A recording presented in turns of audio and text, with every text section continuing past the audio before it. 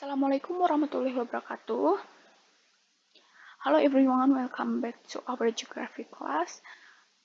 Karena minggu kemarin kita belum ada membahas tentang materi, jadi untuk pertemuan kali ini kita langsung ke materi ya. Untuk pertemuan kali ini kita akan membahas tentang peta, penginderaan jauh, dan sistem informasi geografis atau SIG. Sebenarnya peta, PJ, dan SIG itu sudah kalian pelajari di kelas 10, tapi mari kita ulas lagi untuk mengingatkan ya. Nah, sistematikanya sebenarnya seperti ini.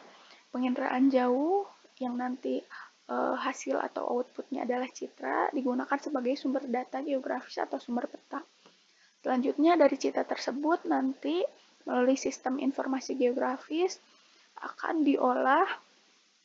Setelah diolah selanjutnya outputnya atau hasilnya itu berupa peta. Selanjutnya peta. Peta merupakan gambaran permukaan bumi yang ditampilkan pada suatu bidang datar dengan skala tertentu. Nah, di sini ada kata-kata yang di bold, ini merupakan keyword. Jadi jika kalian ingin mengetahui apa itu peta, keywordnya adalah gambaran permukaan bumi, bidang datar, dan skala tertentu. Nah, fungsi peta yang pertama menunjukkan posisi dan lokasi, lalu menunjukkan ukuran, luas, dan jarak. Nah, untuk poin yang kedua ini kita dapat menghitungnya dengan skala. Selanjutnya memberi gambaran permukaan bumi, lalu memberi data potensi daerah. Nah, ini merupakan peta umum dari Indonesia. Yang ini merupakan peta khusus karena peta penggunaan lahan. Lalu selanjutnya kita ulas lagi komponen peta. Ini ada beberapa komponen peta. Yang pertama judul peta. Judul itu selalu menggambarkan isi dan daerah yang dipetakan. Contoh yang tadi peta Indonesia itu berarti menggambarkan wilayah Indonesia. Selanjutnya simbol. Simbol merupakan lambang pada peta yang menggambarkan informasi yang dimaksud di dalam peta. Nah, melalui simbol ini kita dapat mengetahui arti dari peta atau maksud dan tujuan dari peta tersebut. Selanjutnya skala. Skala merupakan perbandingan jarak antara dua titik di peta dengan jarak dua titik yang sama di permukaan bumi atau titik sebenarnya di permukaan bumi. Selanjutnya sumber peta merupakan sumber dasar pembuatan peta. Selanjutnya, tahun pembuatan, garis astronomis merupakan garis lintang dan garis bujur yang ada pada peta. Lalu, petunjuk arah atau orientasi, lalu legenda. Legenda itu menerangkan arti simbol-simbol dalam peta. Selanjutnya, insert peta. Insert peta merupakan peta kecil petunjuk lokasi daerah yang dipetakan pada kedudukannya dengan daerah sekitar yang lebih luas. Lalu lettering itu tulisan yang lebih mempertegas arti dari simbol yang ada, lalu garis tepi. Nah, untuk komponen peta kita lihat langsung pada petanya. Yang pertama itu adalah judul peta. Ini merupakan peta Provinsi Jawa Barat. Selanjutnya, orientasi peta, di sini ada orientasinya. Lalu garis astronomis, garis lintang, dan garis bujur juga ada. Lalu peta insert, ini juga peta insert. Lalu legenda, skala, simbolnya, sumber peta ada juga di sini dan tahun pembuatan, lettering atau penulisan. Contoh dari lettering adalah ini, Laut Jawa. Nah, untuk penulisan dari perairan biasanya ditulis dengan miring. Dan terakhir adalah garis tepi. Oke, simbol peta. Simbol peta merupakan lambang-lambang yang terdapat pada peta yang menggambarkan informasi yang dimaksud dalam peta. Nah, melalui simbol ini kita dapat mengetahui arti dari peta tersebut atau tujuan serta maksud dari peta tersebut. Simbol peta itu terdiri dari 3 titik, area, dan garis. Untuk simbol titik di sini dapat dilihat bahwa simbolnya lebih kecil. Lalu simbol area itu melambangkan area-area yang lebih luas seperti sawah irigasi, tada hujan, hutan, tegalan, dan sebagainya. Lalu simbol garis biasanya ini melambangkan sungai, jalan raya atau jalan, serta batas-batas. Selanjutnya yang akan kita bahas adalah interpretasi peta. Interpretasi peta adalah upaya atau kegiatan untuk memahami atau menafsirkan simbol-simbol dalam peta. sehingga dapat diketahui arti dari peta tersebut. Kegiatan interpretasi terdiri dari yang pertama kita lakukan adalah melihat peta, lalu melihat simbol yang ada pada peta, selanjutnya memahami atau menafsirkan arti simbol yang ada dalam peta dengan melihat komponen-komponen peta yang lain. Selanjutnya, analisis dan interpretasi yaitu melakukan penafsiran tentang apa, di mana, dan kenapa terjadi perbedaan dan persamaan fenomena. Nah, interpretasi peta itu bermanfaat untuk berbagai bidang, diantaranya adalah bidang transportasi dan bidang penggunaan lahan. Yang pertama, interpretasi peta terkait jaringan transportasi. Ini ada transportasi darat, laut, dan udara. Nah, yang pertama kita interpretasi peta ini, peta transportasi darat. Yang pertama akan kita lihat adalah komponennya. Komponennya di sini sudah lengkap, ada garis tepi, ada orientasi, legenda, simbol, insert, garis astronomis, sumber. Di sini untuk komponennya sudah lengkap ya. Selanjutnya, karena ini peta transportasi, langsung saja kita lihat. Di sini ada jalan, jalur trayek angkot, pangkalan ojek, dan pangkalan beca. Di sini dapat kita lihat jalan, simbolnya adalah garis berwarna merah, berarti dapat kita lihat jalan adalah ini, dan ini. Selanjutnya, ada jalur trayek angkot. Nah, dari peta tersebut kita dapat mengetahui bahwa ternyata wilayah ini dilewati oleh jalur trayek angkot, tetapi hanya pada jalan utama saja atau jalan arteri. Untuk jalan-jalan lokal atau jalan yang lain itu tidak dilewati oleh jalur trayek angkot. Selanjutnya, pangkalan ojek dan pangkalan beca. Nah, ini juga sekitar, lokasinya adalah sekitar jalan utama. Dari peta ini kita dapat mengetahui bahwa akses yang terbaik di wilayah tersebut adalah di area sini. Dan kita juga dapat mengetahui di mana lokasi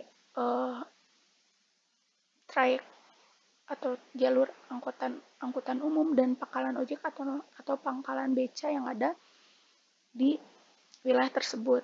Nah, dari peta transportasi darat tersebut dapat kita interpretasi dan ketahui bahwa jaringan jalan di wilayah tersebut ada di wilayah mana-mana saja, wilayah mana saja yang lebih mudah diakses, serta fasilitas transportasi apa saja yang ada. Selanjutnya, interpretasi peta transportasi laut. Di sini kita dapat melihat dari simbolnya ada pelabuhan utama dan pelabuhan-pelabuhan lain serta jalur utama tol laut. Nah, dari peta ini kita dapat interpretasi bahwa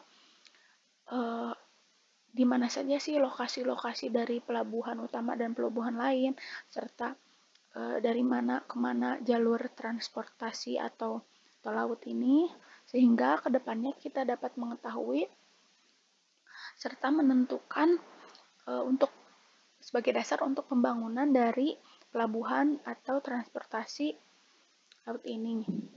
Nah, di sini kita dapat interpretasi dan mengetahui wilayah mana saja yang merupakan jalur transportasi laut dan lokasi pelabuhan utama nantinya menjadi target pembangunan utama transportasi laut. Selanjutnya, interpretasi peta transportasi udara. Nah, ini ada peta rute domestik dari Garuda Indonesia. Dari peta ini kita dapat mengetahui bahwa lokasi bandar udara itu ada di mana-mana saja, lalu rute penerbangan domestik, serta ini merupakan rutenya, serta mobilitas penduduk itu yang paling banyak dari wilayah mana ke wilayah mana, atau dari kota mana ke kota mana. Nah, dari peta transportasi yang tadi, kita dapat menginterpretasi dan menyimpulkan mobilitas penduduk antar kota atau pulau melalui jalur udara. Kita dapat mengetahui di mana saja lokasi bandara dan rute penerbangan antar kota yang nantinya digunakan sebagai dasar untuk pembangunan dari bandara. Selanjutnya, yang tadi kita sudah membahas interpretasi peta terkait transportasi. Selanjutnya kita akan membahas tentang penggunaan lahan.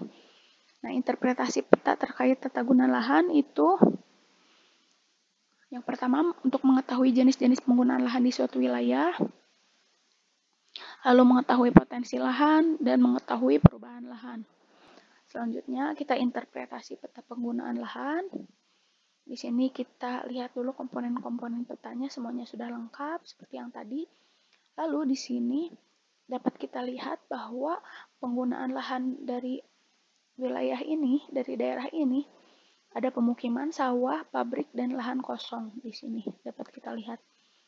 Nah, selanjutnya kita dapat melihat juga penggunaan lahan paling dominan di sini adalah sawah, selanjutnya pabrik, lalu pemukiman dan lahan kosong.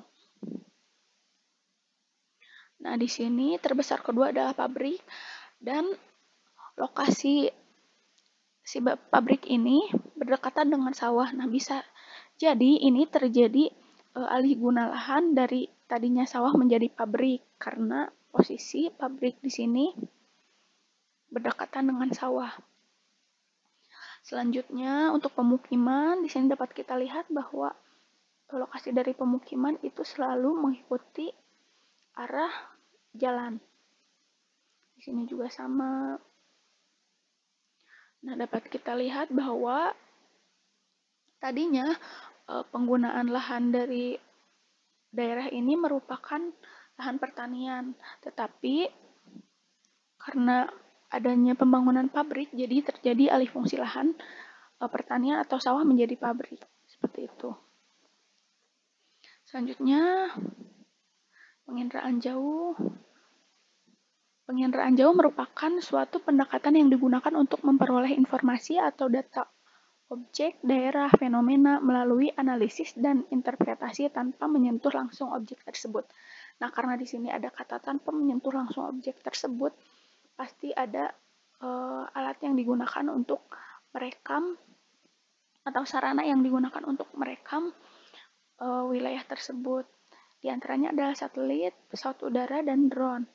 Nah, di sini juga ada istilah citra. Citra merupakan data berupa gambar yang diperoleh dalam sistem penginderaan jauh atau PJ. Nah, jadi hasil perekaman satelit, pesawat udara, dan drone, hasilnya itu adalah citra atau foto udara. Selanjutnya, interpretasi citra penginderaan jauh. Ada beberapa unsur dari interpretasi citra. Yang pertama, rona atau tingkat kecerahan dan kegelapan suatu objek serta warna. Nah, pada citra yang memiliki warna, kita dapat dengan mudah mengetahui atau menginterpretasi suatu objek karena warnanya lebih jelas. Selanjutnya, bentuk objek. Kita dapat mengetahui juga suatu objek dari bentuknya. Contoh, stadion itu bentuknya adalah oval, sehingga kita dapat mengetahui bahwa itu adalah bentuk dari stadion. Selanjutnya, ukuran objek. Ukuran objek dapat kita lihat ukuran objek dibandingkan dengan ukuran dari objek-objek sekitarnya. Contohnya, seperti yang tadi stadion, ukurannya lebih besar dari objek-objek di sekitarnya. Selanjutnya ada tekstur, itu terdiri dari halus, sedang, kasar. Tekstur halus itu biasanya adalah lahan kosong. Contohnya, tekstur sedang itu biasanya adalah perkebunan dan tekstur kasar biasanya adalah pohon-pohon besar atau hutan. Selanjutnya pola, ini ada pola teratur dan tidak teratur. Contohnya pola pemukiman polanya atau pemukiman yang berupa perumahan itu polanya biasanya teratur dengan ukuran yang sama semua dan jarak yang sama semua. Selanjutnya bayangan objek, lalu situs atau kedudukan objek terhadap objek lain. Contohnya pola pemukiman memanjang sejajar dengan jalan. Selanjutnya asosiasi atau keterkaitan antar objek. Nah, ini merupakan keterkaitan antar objek satu dengan objek yang lain. Misal, kita akan menginterpretasi di suatu citra itu ada rel kereta dan suatu bangunan. Nah, biasanya rel kereta berasosiasi dengan stasiun. Jadi, untuk bangunan tersebut kita dapat menganalisis dan menyimpulkan bahwa bangunan tersebut adalah stasiun. Nah, interpretasi citra juga dapat digunakan untuk berbagai bidang, diantaranya untuk transportasi dan penggunaan lahan. Yang pertama, kita akan interpretasi citra terkait transportasi.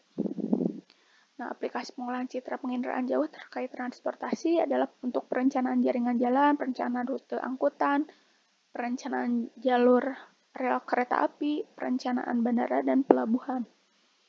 Penginderaan jauh untuk kajian transportasi, yaitu untuk penyediaan data penggunaan lahan, di mana perencanaan transportasi selalu memerlukan data penggunaan lahan, seperti pemukiman, perdagangan, serta fasilitas sosial ekonomi lain untuk menentukan mobilitas penduduk, serta pola pergerakan, distribusi sarana angkutan, dan sebagainya, sehingga nantinya dapat dijadikan sebagai data untuk perencanaan transportasi.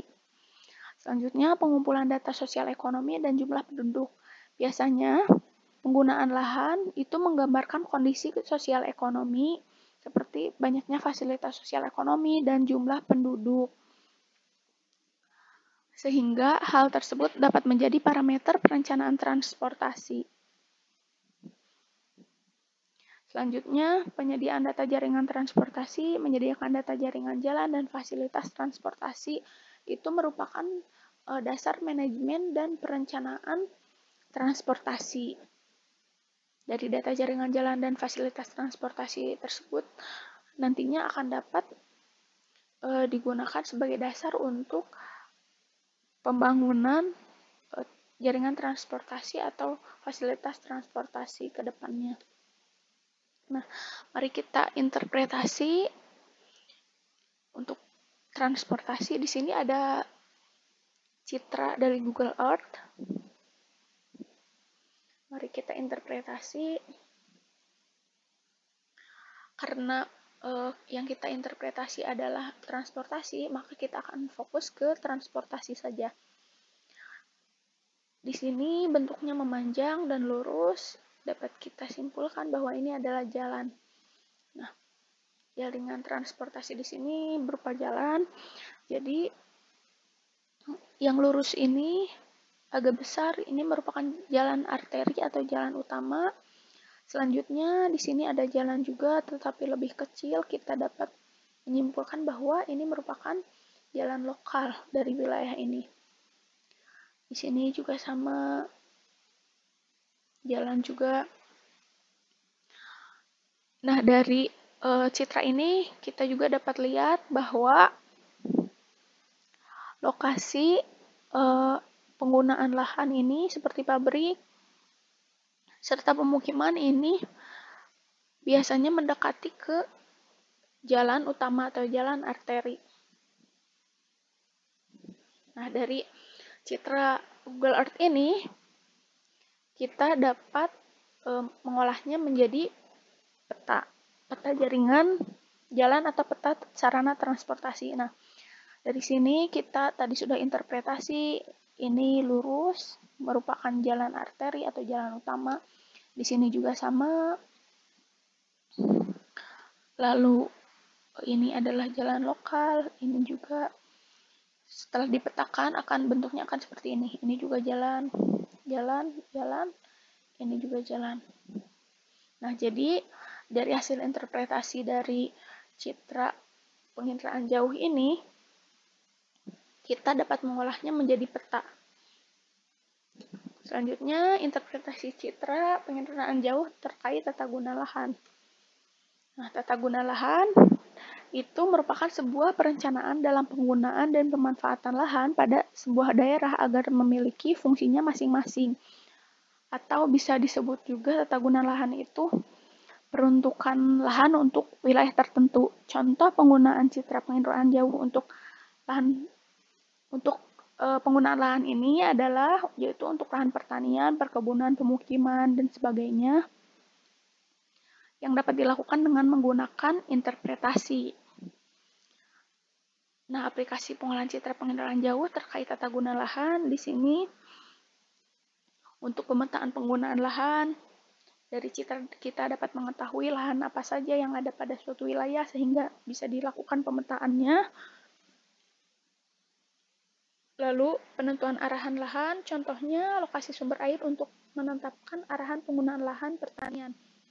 Selanjutnya, kajian lahan pertanian dan perkebunan, yaitu untuk penentuan area yang tepat untuk pertanian.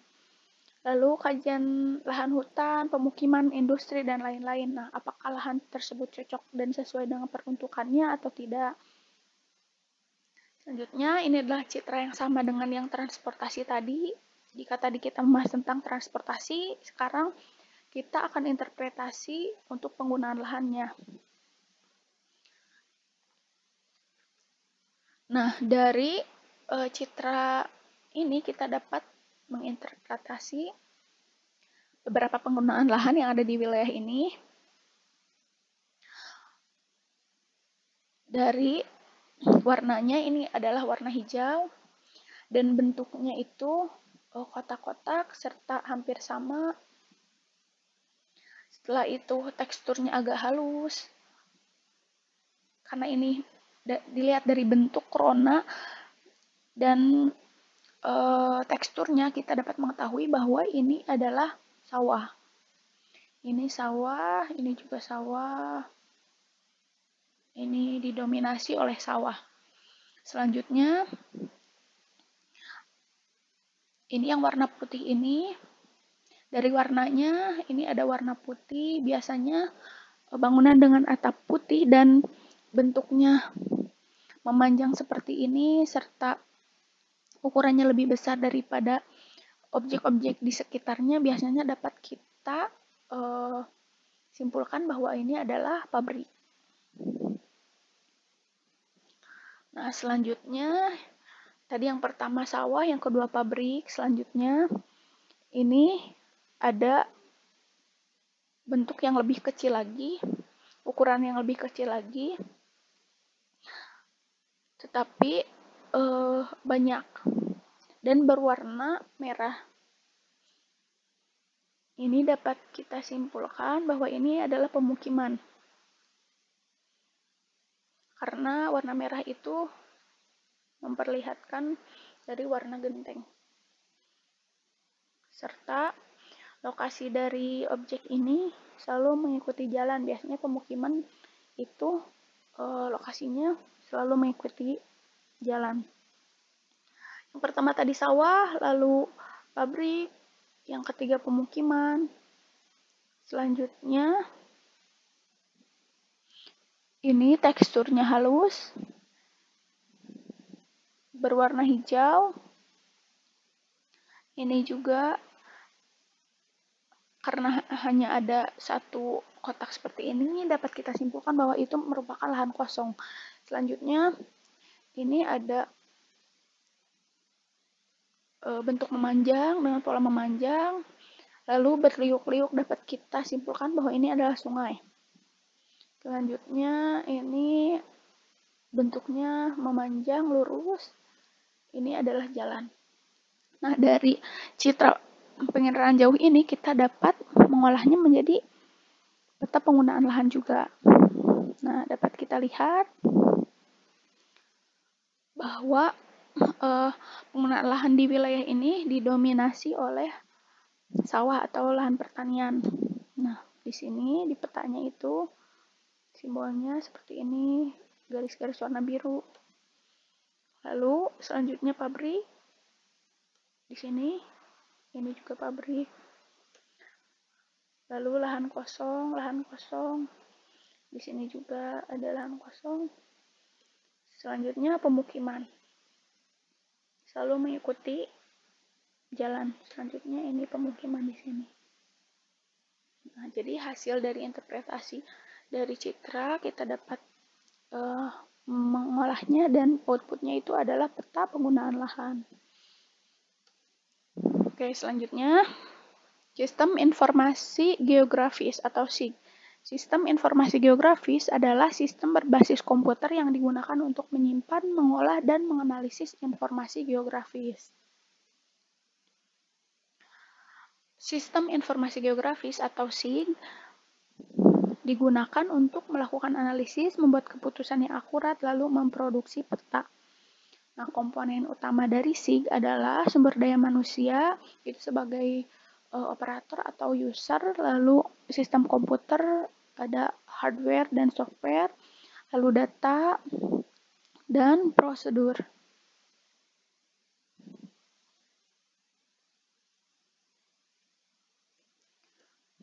Nah, salah satu contoh analisis dari SIG adalah ini.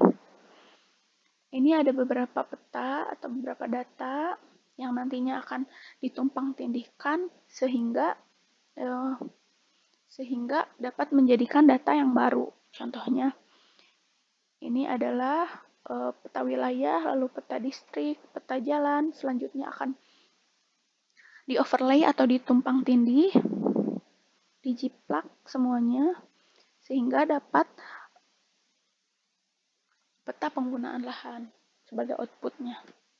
Nah, selanjutnya SIG juga bermanfaat untuk berbagai bidang juga, salah satunya potensi wilayah dan kesehatan lingkungan. Yang pertama adalah potensi wilayah. Apa sih potensi wilayah? Potensi wilayah adalah kemampuan suatu daerah yang berupa sumber daya yang bisa digunakan, dieksploitasi, dan diambil manfaatnya untuk dikembangkan secara lebih lanjut. Nah, jenis potensi wilayah itu adalah sumber daya alam, sumber daya manusia, pariwisata, sarana atau prasarana wilayah seperti air, listrik, dan jalan, serta transportasi. Nah, manfaat SIG terhadap potensi wilayah itu ada untuk manajemen tata guna lahan. Nah, seperti yang tadi dari citra kita mengolahnya sehingga dapat menjadi peta penggunaan lahan. Selanjutnya akan digunakan sebagai dasar untuk pembangunan atau tata guna lahan.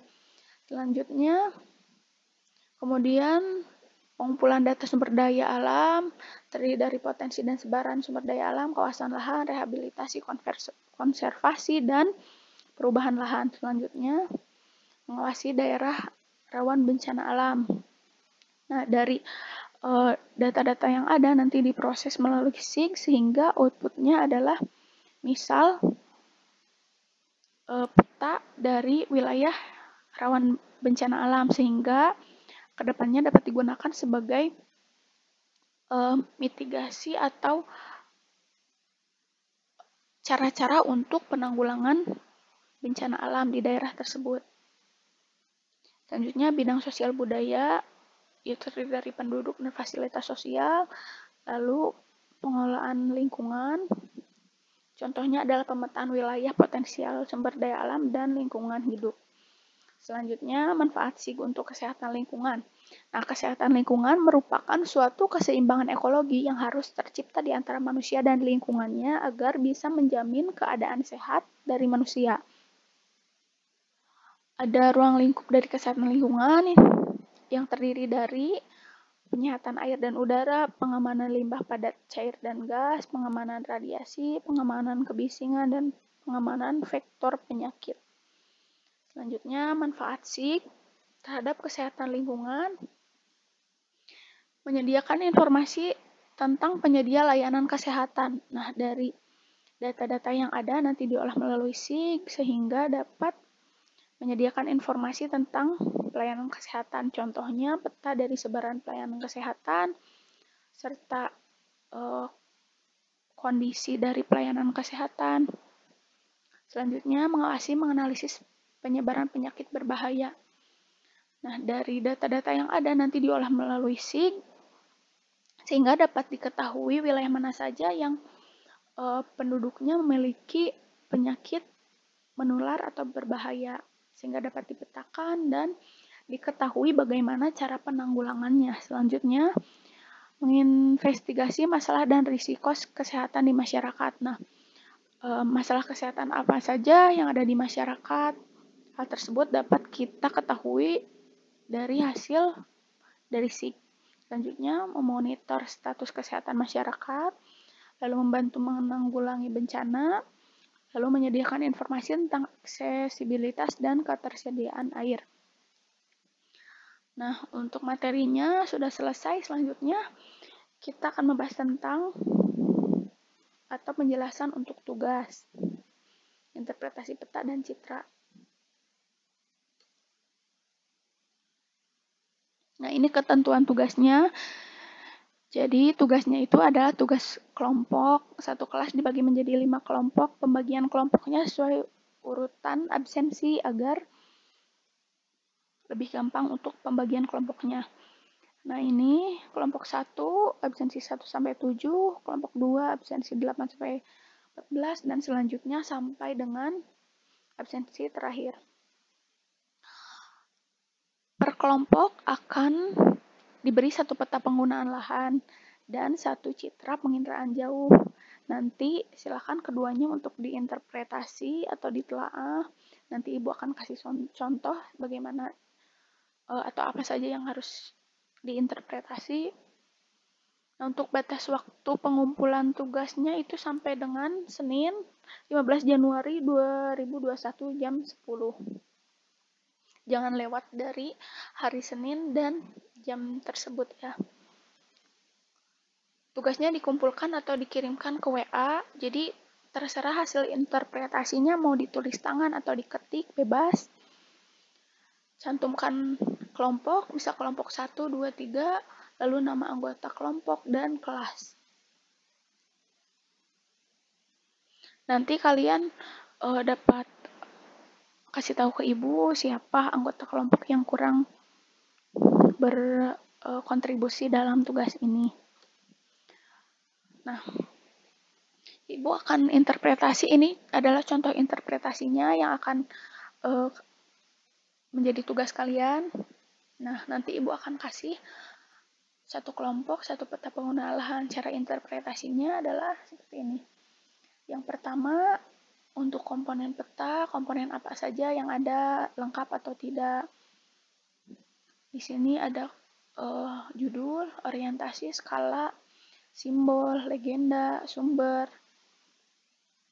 serta tahun, lalu garis astronomis, dan insert.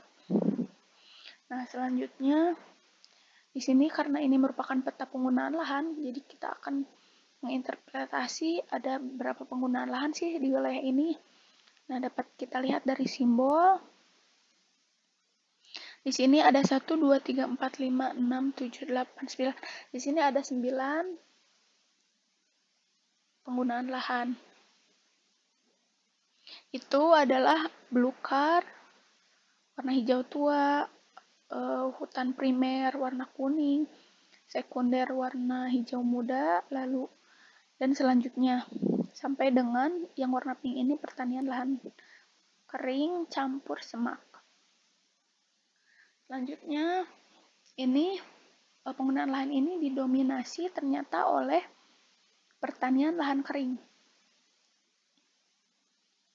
Nah, untuk urutannya yang pertama dengan urutan terbesar yaitu pertanian lahan kering. Lalu selanjutnya adalah hutan sekunder. Selanjutnya adalah hutan tanaman, pertanian lahan kering, lalu pemukiman, dan yang paling terkecil adalah lahan terbuka. Nah, dengan melihat atau menginterpretasi dari peta ini, kita dapat mengetahui bahwa penggunaan lahan di wilayah ini didominasi oleh pertanian lahan kering. Berarti wilayah ini sebenarnya cocok digunakan untuk pengembangan pertanian lahan kering untuk kedepannya.